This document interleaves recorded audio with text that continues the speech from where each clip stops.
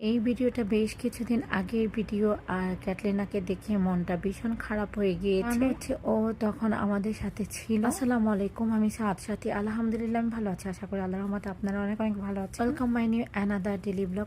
চলুন কথা না বাড়িয়ে আজকে ব্লগটা শুরু করে ফেলি। আগে যখন আমি কেক বানাতে পারতাম না, ছেলেকে কিছুদিন পর পর কেক অর্ডার করে খাওয়াতাম। কারণ হচ্ছে আমার ছেলের ভীষণ পছন্দের জিনিস হচ্ছে কেক।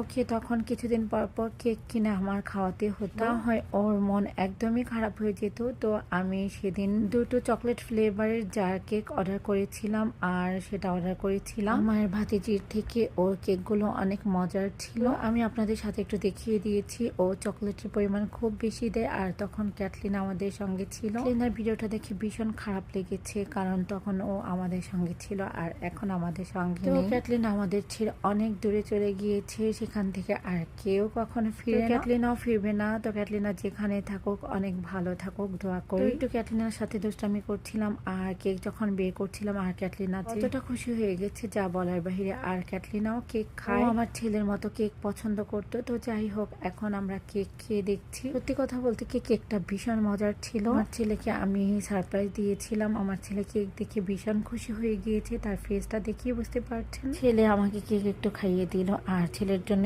আমি কেক বানানো শিখেছি। যাই হোক, আজকে ভিডিওটা ভালো লেগে থাকলে প্লিজ লাইক, কমেন্ট, শেয়ার করবেন। ভালো থাকবেন সবাই, আল্লাহ হাফিজ।